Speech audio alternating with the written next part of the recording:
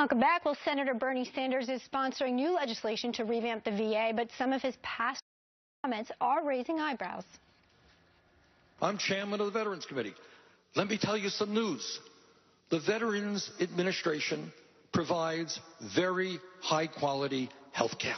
And you have folks out there now, Koch brothers and others, who want to radically change the nature of society and either make major cuts in all of these institutions or maybe do away with them entirely.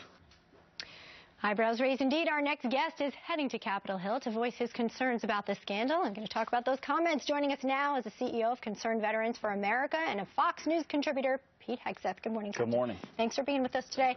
So your goal here, when you head to, the hearing is tomorrow, yeah, you actually testify.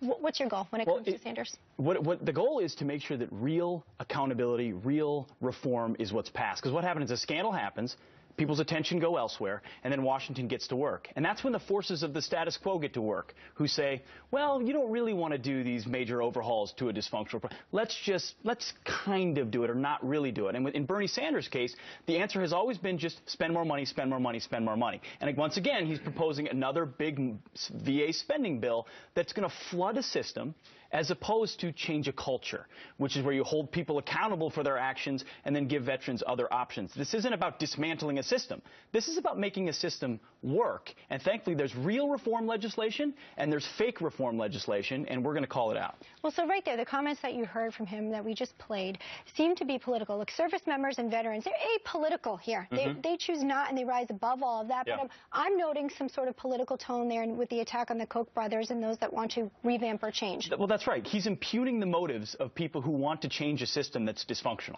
There's a lot of people in Washington sitting there saying, well, we just want the VA to be what it is, and if we just spend more and hire more doctors, that's what we've been saying for decades. It's a funding problem. It's not a staffing problem. It's a culture problem. Folks are not held accountable when they fail. There's no transparency. And ultimately, veterans are stuck in a system that if they need timely quality care, they can't just go to the local private facility as an option. We're saying, present that option. Provide that option. These are common sense things that in Washington feel like a big threat to the bureaucracy and a big threat to congressmen and senators invested in a system that they've spent billions in to the detriment, unfortunately, of a lot of veterans. Why would those who have, some lost their lives, lost their buddies, fighting for freedom, yet they come here and don't have the freedom of choice when it comes to their health?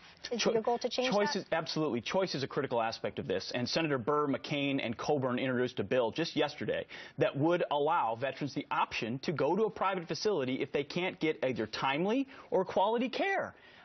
It's a common sense, no-brainer thing. You've talked about it in this program and across the country. Let's give them a choice if they can't get quality care, because we're putting the veterans at the center of their care. Okay, Pete Hegseth, we're going to follow you. Please keep us updated. Thank you. On all that happens. Thanks.